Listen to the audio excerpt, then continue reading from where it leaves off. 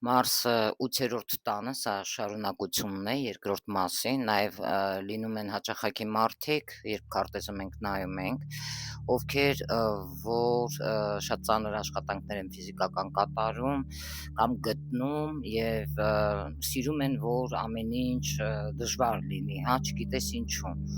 Թեթև ճանապարհներ են ընտրում, մեկ-մեկ դա սև մութ գործերով զբաղվողներն են, որպեսզի գումարներ աշխատեն,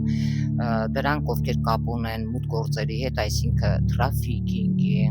ովքեր կապ ունեն կրիմինալի հետ, բավականին բանկային մեծ գումարների հետ, լավ կլիներ իհարկե թաղման բյուրոյում աշխատեին, հա, կամ խիրուրգ նաև, ինչու՞ չէ, դա էլ է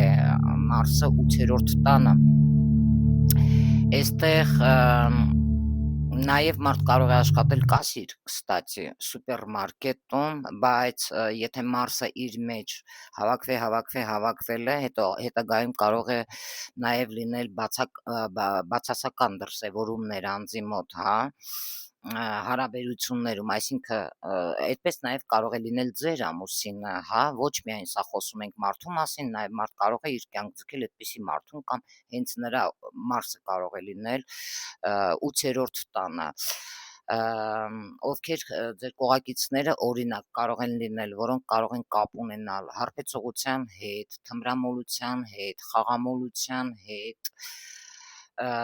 էլ ինչի հետ, խաղամոլությունը ասեցի, ծխելու հետ, ինչ որ վատ հակումներ ունենան, հա, նարկոմաններ լինեն, անընդհատ այսպիսի մարդիկ չգիտես ինչու կարող են մտնել ռիսկային գոտում լինել, մտնել մութ գործերի մեջ, բախվել վատի հետ, այնպիսի տպավորություն է, որ ձեր կյանքում կարող է ինչ-որ բաներից դուք որոշ մարդիկ կարող է պլստան, դա բացատրելով այլ ձև, նաև ունենում են խնդիրներ, կարելի է ասել, այսպիսի մարդիկ նալոգովի հետ նաև լինում է հակառակը, հա, որ նրանք դեմ են անօրինական բաներին, թեկուզ կապված եկամտահարկերի հետ կապված, ինչ կապ ունի այդպիսի մեծ գումարների հետ, թրաֆիքինգի հետ, սա նաև Մարսը 8-րդ տանը, սրանք նաև մարմնավաճառներն են,